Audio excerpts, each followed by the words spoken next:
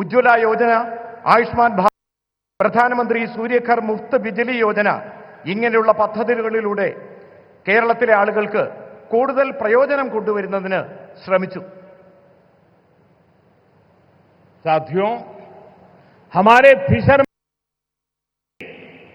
हमारी प्राथमिकता है।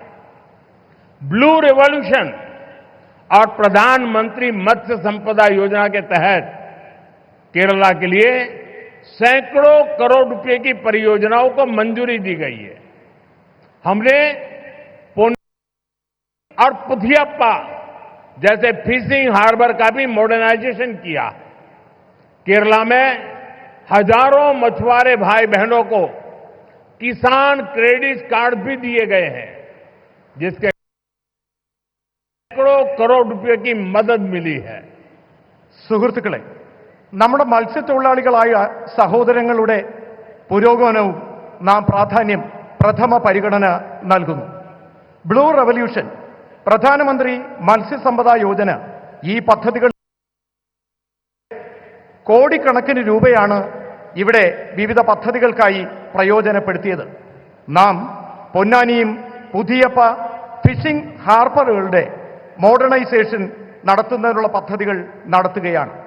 കേരളത്തിലെ ആയിരക്കണക്കിന് മത്സ്യത്തൊഴിലാളികൾക്ക്, സഹോദരീ സഹോദരന്മാർക്ക് കിസാൻ ക്രെഡിറ്റ് കാർഡ് നൽകി. ഇതിലൂടെ കോടിക്കണക്കിന് രൂപയുടെ പ്രയോജനം ആ മേഖലയിലെ ജനങ്ങൾക്ക് ഉണ്ടായി. साथियों, हमारा केरला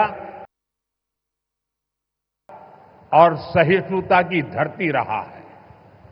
यहां सैकड़ों साल पहले देश की पहली और दुनिया की सबसे प्राचीन चर्च में से एक கேரளாவில் விழுங்கியம் துறைமுக திறப்பு விழாவில் பிரதமர் மோடி பேசி வருகிறார். கூடுதல் விவரங்களை தருகிறார் செய்தியாளர் மாணிக்கம். வணக்கம். மேலும் விவரங்கள் என்ன சொல்லலாம்? கேரள மாநிலம் விழுங்கியம் சர்வதேச துறைமுகத்தை திறந்து வைத்து நாட்டிற்கு பிரதமர் மோடி அர்ப்பணித்திருக்கிறார். அதனைத் தொடர்ந்து அந்த நிகழ்ச்சியில பிரதமர் மோடி பேசி வருகிறார். இந்த துறைமுகம் என்பது சர்வதேச தரத்தில் உருவாக்கப்பட்டிருக்கூடிய துறைமுகம். இந்த 8,900 கோடி ரூபாய் செலவில் கட்டப்பட்டிருக்கிற இந்த துறைமுகம் என்பது கேரள மாநிலத்துடைய வளர்ச்சிக்கு பெரிதும் உதவக்கூடிய வகையிலும் நாட்டினுடைய கடல்சார் வணிகத்தையும் கடல்சார் பொருளாதாரத்தையும் உயர்த்தக்கூடிய வகையிலும் பங்களிக்கும் என்று பேசியிருக்கக்கூடிய பிரதமர் மோடி விழுங்கியம் துறைமுகம் பலருக்கும் தூக்கம் பறிபோயிருக்கும் என்றும் பேசியிருக்கிறார். கேரளாவில் விழுங்கியம் துறைமுகம் திறப்பு விழாவில் பிரதமர் நரேந்திர மோடியுடன் கேரள மாநிலத்தினுடைய முதலமைச்சர் பினராயி விஜயனும் காங்கிரஸ் கட்சியை சார்ந்த சசி தரூரும் கலந்து கொண்டிருக்கிறார்கள். விழுங்கியம் துறைமுக திறப்பு விழாவை பார்க்கும்போது பலருக்கும் தூக்கம் பறிபோயிருக்கும் என்று பிரதமர் மோடி பேசியிருக்கிறார். அதாவது மறைமுகமாக இந்தியா கூட்டணியை சார்ந்தவர்களுக்கு கேரள மாநிலத்தில் விழுங்கியம் துறைமுகம் திறக்கப்பட்டிருப்பது, அந்த திறப்பு விழாவில் இந்தியா கூட்டணியில் அங்கம் வைக்கக்கூடிய கேரள கம்யூனிஸ்ட் கட்சியினுடைய மாநில முதலமைச்சரும் பங்கேற்றிருக்கிறார் என்பது, அதே நேரத்தில் காங்கிரஸ் கட்சியை சேர்ந்த மூத்த உறுப்பினர்களுடைய சசி தரூரும் பங்கேற்றிருக்கிறார் என்பது பலருக்கும் தூக்கத்தை கலைத்திருக்கும் என்று பிரதமர் மோடி கருத்து தெரிவித்திருக்கிறார்.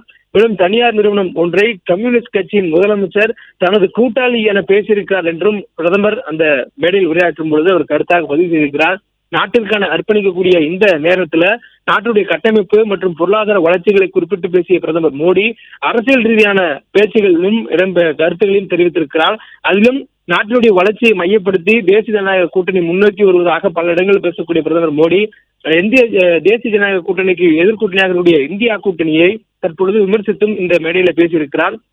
மேலும் தானியங்கி துறைமுகமான விழுங்கியம் ஆண்டுக்கு 1.5 மில்லியன் TEU கொள்கலன்களை கையாளும் திறன் கொண்ட ஒரு துறைமுகமாக தரம் உயர்த்தப்பட்டிருக்கிறது. 8,900 கோடி ரூபாய் அளவில் முதலீட்டில் இந்த விழுங்கியம் துறைமுகம் என்பது சர்வதேச துறைமுகமாக நாட்டிற்கு அர்ப்பணிக்கப்பட்டிருக்கிறது. இதனுடைய சிறப்பம்சங்கள் எல்லாம் குறிப்பிட்ட பிரதமர் அதே நேரத்தில் அரசியல் ரீதியான கருத்துக்களையும் அவருடைய பேச்சில் கொடுத்திருக்கிறார். விழுங்கியம் துறைமுகம் என்பது பலருக்கும் தூக்கத்தை பறிபோயிருக்கும் என்றும் சொல்லியிருக்கிறார். அதாவது இந்த துறைமுகம் என்பது கேரளாவில் அமைந்திருக்கும் என்பது தேசிய ஜனநாயக கூட்டணியுடைய அரசுக்கு கிடைத்திருக்கக்கூடிய வெற்றியாக பிரதமர் மோடி இதை குறிப்பிட்டு பேசுகிறார். அதே நேரத்தில் அந்த துறைமுகம் திறக்கப்பட்டிருப்பதனால கேரளாவினுடைய பொருளாதாரம் மட்டுமின்றி இந்தியாவினுடைய கடல் சார்ந்த பொருளாதாரமும் வணிகமும் மேலும் உயர்வதற்கான வாய்ப்பாக அமையும் எனவும் பிரதமர் பேசியிருக்கிறார்.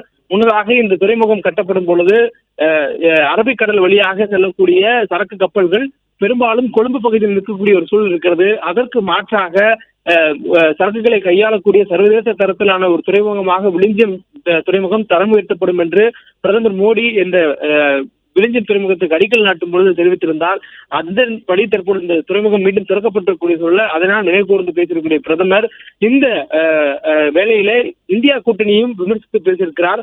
அதுவும் அதே மேடையில் இந்தியா கூட்டணியில் அங்கம் வைக்கக்கூடிய கேரள கம்யூனிஸ்ட் கட்சியினுடைய மாநில முதலமைச்சர் பினராயி விஜயன், அதே போல இந்த சிபிஎம் உடைய மாநில முதலமைச்சர் பினராயி விஜயன், அதே போன்று காங்கிரஸ் என்ற சசி அவர்கள் உள்ளிட்டவர்களும் அந்த ஒரே மேடையில் வீட்டிருக்கிறார்கள். பிரதமருக்கு கூடிய அதே வேளையில் பிரதமர் அவர்கள் வைத்துக் கொண்டு இந்தியா கூட்டணியும் மறைமுகமாக விமர்சித்து பேசியிருக்கிறார். அந்த நிகழ்வுகளும் தற்போது இந்த விழிஞ்சியம் துறைமுகம் திறப்பு விழாவில் நடைபெற்றிருக்கிறது.